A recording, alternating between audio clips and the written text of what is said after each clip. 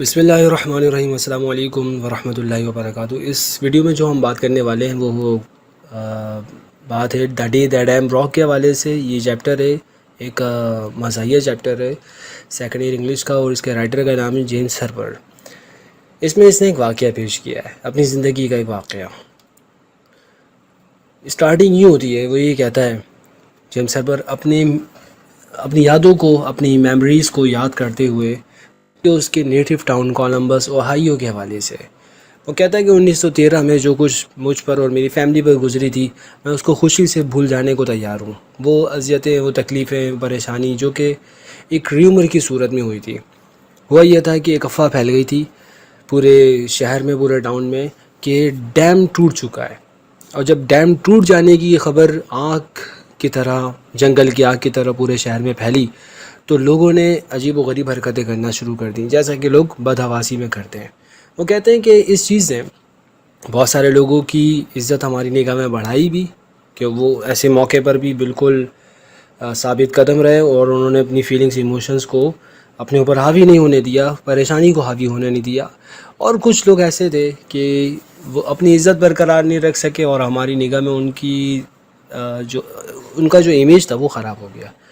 ایسے موقع پر وہ اپنے دادا جان کو یاد کرتے ہوئے بتاتا ہے کہ جب ڈیم کے ٹوٹنے کی خبر پھیلی اور لوگوں نے بھاگنا شروع کر دیا، گو ایسٹ، مشرق کی طرف بھاگو، مشرق کی طرف بھاگو، یہ کہتے ہوئے وہ بھاگ رہے تھے۔ ہمارے گھر کے باہر سے ایسا لگتا تھا جیسے لوگوں کا پورا دریا، پوری ندی کوئی تیز رفتاری کے ساتھ بہہ رہی ہے۔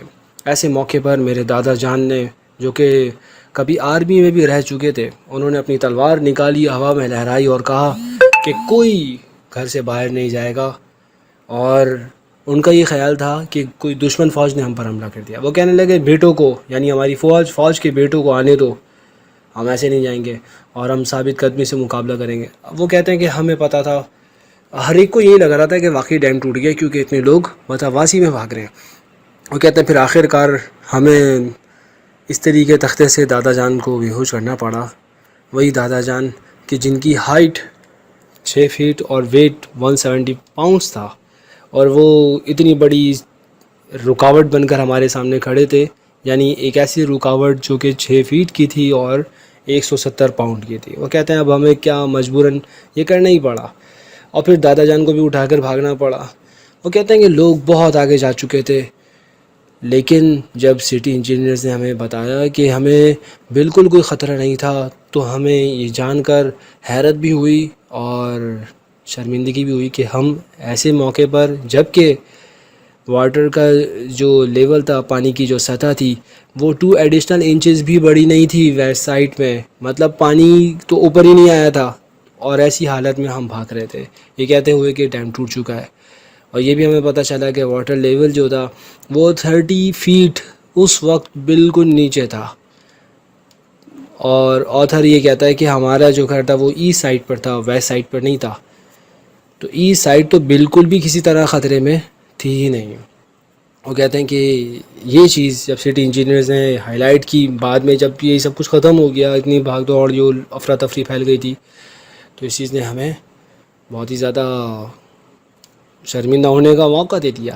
وہ کہتا ہے کہ دا ڈیم ہیز بروکن، ڈیم ٹوٹ چکا ہے، بھاگو، ایسٹ کی طرف بھاگو۔ یہ ایک ایسی خوفناک آواز تھی اس دن جس نے ان لوگوں کو بھی بھاگنے پر مجبور کر دیا تھا جو کہ ڈیم سے 500 میل کے فاصلے پر تھے، وہ بھی بھاگ رہے تھے۔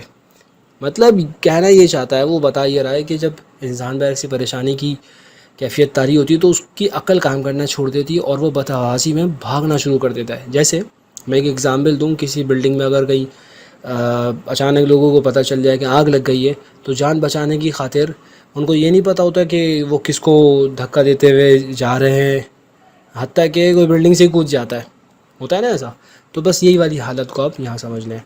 ہائی اسٹریٹ کے بارے میں بتاتا ہے، یہ جیسے آپ کے یہاں صدر ٹاؤن ہوتا ہے نا، جو کہ تجارت کا مرکز ہوتا ہے، ایسی ہائی اسٹریٹ ان کے علاقے میں تھی، ٹاؤن میں ان کے۔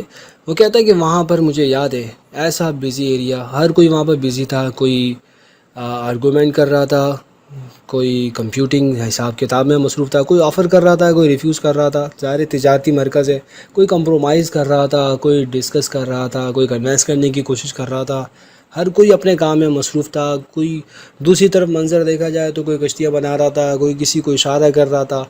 وہ کہتا ہے کہ سب کچھ چل رہا تھا. ایک وکیل تھا جو کہ اتنے وکلاء کی کمیشن کو سمجھا رہا تھا کچھ جولیس کی زبان میں, لیکن ہوا گیا کہ اچانک ایک شخص نے بھاگنا شروع کر دیا. ایسا لگتا تھا جیسے کہ اس کو اپنی بیوی سے ملنے کا وقت یاد آ گیا ہے. اچانک اس نے بھاگنا شروع کر دیا. تھوڑی دیر کے بعد ایک لڑکا جو شاید اخبار بیچنے والا لڑکا تھا, اس نے بھی بھاگنا شروع کر دیا. پھر تھوڑی دیر کے بعد ایک اور شخص جو کہ موٹا سادہ اور لیڈر قسم کا دکھائی دیتا تھا, اس نے بھی بھاگنا شروع. 10 منٹ گزرے تھے کہ پوری ہائی اسٹریٹ میں, اس علاقے میں سب نے بھاگنا شروع کر دیا. گو ایسٹ گو ایسٹ, اور ڈیم ٹوٹ چکا ہے, بھاگو بھاگو, یہی ہر جگہ شور ہوا تھا. وہ کہتا ہے کہ ایسے میں نے دیکھا کہ بہت سارے لوگ تو کہ دروازے بھی چوپٹ کھلے چھوڑ کر بھاگ گئے تھے, حتیٰ کہ چولہے جل رہے تھے, آگ جل رہی تھی. لیکن مجھے یاد ہے کہ میری والدہ نے ایسے موقع پر بھی سارے چولہے بجھائے تھے, اور 1 درجن انڈے انہوں نے اپنے ساتھ لیے, اور 2 بریڈ, آپ کہیں تو اس کو روٹی کہہ لیجیے سمجھنے کی خاطر, وہ سب لیں ساتھ. اور اس کے بعد ان کا ارادہ تھا کہ وہ میموریل ہال جو کہ 2 بلاک سے فاصلے پر تھی, وہاں پر جائیں اور اس کے سب سے اونچے فلور پر جا کر کسی گرد سے اٹے ہوئے کمرے کے اندر پناہ لیں, جہاں پر فوجی جنگ سے پہلے جمع ہوتے تھے, اور فوج کے جنگ کے جھنڈے بھی وہاں پر پڑے ہوتے تھے, اور کیا کہتے ہیں اس کو ہم, تھیٹر جو ہوتا ہے, تھیٹر کی سینری وہ بھی وہاں پڑی ہوتی, اس طرح کی چیزیں ہیں. تو والدہ چاہتی تھی کہ وہاں پر, مطلب والدہ کا دماغ اتنا کام کر رہا تھا ایسی بتواسی میں بھی کہ کھانے پینے کا پورا انتظام ہونا چاہیے. وہ کہتا ہے لیکن والدہ وہاں پہنچ نہیں سکی, ہجوم ان کو کہیں اور ہی لے گیا. وہ جانا وہاں چاہتی تھی لیکن نہیں جا سکی. ایک اور وہ چیز بتاتا ہے کہ ایک لیفٹیننٹ کرنل جو کہ فوج کا آدمی تھا, ایک اعلیٰ افسر تھا, لیکن چونکہ ان لوگوں کو تربیت یہ دی جاتی ہے کہ انہوں نے فوراً حکم ماننا ہے اور فوراً ڈیسیجن لینا ہے. یہ ایک جگہ پر جیپ کے پاس اونگھ رہا تھا کہ اچانک ایک چھوٹی بچی وہاں سے گزری, اور اس نے اپنی تیکھی آواز میں چیخ کر کہا کہ ایسٹ کی طرف بھاگو. اس نے فوراً آنکھ کھولتے ہی ایسٹ کی طرف بھاگنا شروع کر دیا. اس سے پوچھا نہیں کہ کیوں, کیا بھائی, وجہ کیا ہوئی, یہاں تک کہ ایک شخص نے اس کو آگے روک کر پوچھا کہ بھائی کیا وجہ کیا ہے, تو اسے بھی نہیں پتا تھا وجہ کیا ہے. اس نے پیچھے مڑ کے بچی سے پوچھا کیا ہوا, تو بچی نے بولا ڈیم ٹوٹ گیا. تو آگے اس نے یہی رپلائی کیا بھائی ڈیم ٹوٹ گیا ہے.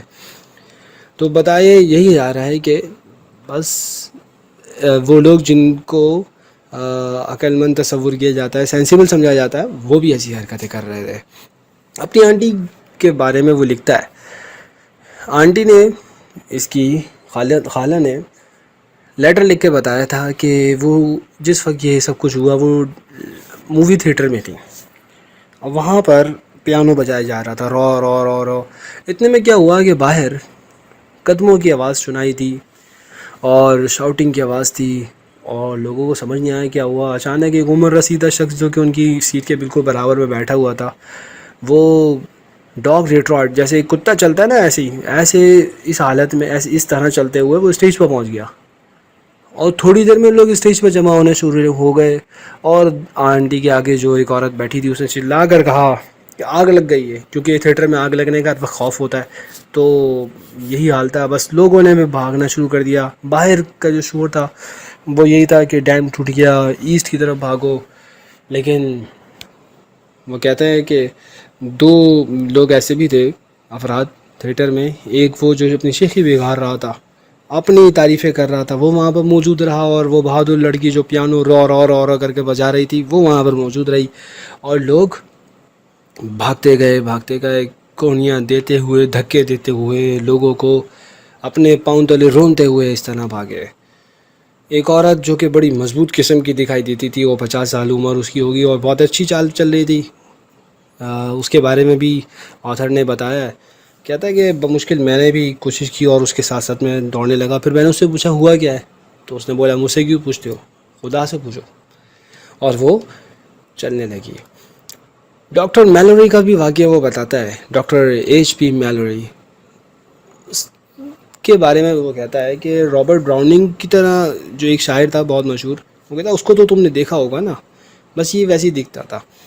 اس کے بارے میں بتایا کہ ایک لڑکا جو کہ رولر اسکیٹس, آپ نے دیکھا ہوگا یہ جس کو ہم عرف عام میں وہ شوز کہتے ہیں ویل شوز کہہ لیں آپ، اور ایک تختہ ہوتا ہے نا رولر اسکیٹس، اس کے نیچے ویل لگے ہوئے ہوتے ہیں اور وہ ایک پاؤں رکھ کر چلایا جا رہا ہوتا ہے، یا جس کو پہیے والے جوتے کہہ لیں، جو جس طرح بھی سمجھ لیں. تو رولر اسکیٹس جو تھا، ایک بچہ، ایک لڑکا چلاتا ہوا آ رہا تھا. ڈاکٹر میلوری بھاگ رہے تھے اور ان کو لگ رہا تھا کہ ان کے پیچھے پیچھے پانی چل رہا ہے اور بس وہ اس میں ڈوبنے ہی والے ہیں، اور وہ اور تیز بھاگ رہے تھے. اتنے میں ہوا کیا کہ جب وہ تھک کر رکے تو وہ رولر اسکیٹس والا لڑکا جب ان کو کراس کر گیا تو ان کو پتہ چلا کہ میں کیوں بھاگ رہا تھا. وہ آواز رولر اسکیٹس کی، میں تو اس کو پانی کی آواز سمجھ رہا تھا. اب یہ بات سمجھ میں آ گئی تھی کہ وجہ یہ تھی، لیکن ڈاکٹر میلوری نے تھوڑی دیر سانس لی اور دوبارہ بھاگنا شروع کر دیا. وہ کہتا ہے کہ بہرحال میں بھی ایک مقام پہ جا کے اپنے ڈاکٹر میلوری سے مل ہی گیا، اور وہاں پر ہم نے کچھ سانس لی. ہم نے دیکھا کہ وہ 700 لوگ وہاں سے گزر گئے ہمارے سامنے بھاگتے ہوئے. کسی کے پاس اتنا ٹائم نہیں تھا اور اتنا حوصلہ نہیں تھا کہ وہ رکتا، اور رکنے کے بعد وہ اپنی کار اسٹارٹ کرتا. یہ حال چل رہا تھا. اچھا، دادا جان کا جو واقعہ تھا وہ تو تھوڑا سا ادھورا رہ گیا، وہ آگے جا کے بتاتا ہے. دادا جان کو ہم لے کے بھاگ رہے تھے تو ایک مقام پہ جا کر پارسن ایوینیو میں آئی تھی، دادا جان کو ہوش آ گیا اور انہوں نے دوبارہ وہی کام کرنا شروع کر دیا. لوگوں کو روکنے لگے، کہنے لگے صفے بنا لو، لیکن کوئی رکنے کو تیار نہیں تھا. اچانک دادا جان کو بھی ریئلائز ہوا کہ واقعی ہاں شاید ڈیم ٹوٹ گیا ہے، اور انہوں نے زوردار آواز میں نعرہ لگایا گو ایسٹ. ایک بچے کو اپنے بازو میں پکڑا، دادا جان کی صحت اچھی تھی، اور دوسرے میں ایک دبلے پتلے انسان کو جو ایک کلر قسم کا دکھائی دیتا تھا اس کو پکڑا اور ٹارچ لگا دی. وہ کہتا ہے کہ یہ پینک جتنی جلدی شروع ہوئی تھی اتنی جلدی ختم ہو گئی. 2 گھنٹے تک یہ چلتی رہی. ملٹری کے جو افسران تھے وہ اپنی لاریز میں، ٹرکس میں، جیپس میں آئے، میگا فونس پہ آوازیں دے رہے تھے، لوگوں کو بتا رہے تھے ڈیم نہیں ٹوٹا، اور لوگوں کو لگ رہا تھا کہ یہ کہہ رہے ہیں کہ اب ڈیم ٹوٹا ہے. وہ اور تیز بھاگنے لگے. کچھ تو ایسے تھے کہ جو 12 میل تک بھاگے، کچھ ایسے تھے جو 50 میل تک بھاگ گئے، اور کچھ ایسے تھے جو بھاگ بھاگ کے تھک گئے تھے. انہوں نے درختوں پہ چڑھنا شروع کر دیا، اور پھر جب وہ گھروں کو لوٹے تو شیپشلی بکری کی طرح، یعنی بزدلانہ طور پر وہ اپنے گھروں کو واپس آ رہے تھے، اور ان کو بہت شرمندگی ہو رہی تھی کہ انہوں نے ایسے موقع پر یہ کیا کیا سب کی نگاہوں میں، اور کوئی بہانہ بھی نہیں بنا سکتے تھے. اور نیکسٹ ڈے کاروبار بالکل ایسے ہی چل رہا تھا جیسا کہ پہلے چلتا رہتا تھا. اور وہ کہتا ہے آج 20 سال 22 سال ہو گئے ہیں، لیکن آج بھی کوئی اس واقعے کو یاد کرنا نہیں چاہتا، اور اگر کسی کو یاد دلایا جائے تو وہ بالکل ایسے چھپ جائے گا ڈاکٹر میلوری جیسے لوگ، جیسے کہ مچھلی پانی کے اندر چھپ جاتی ہے.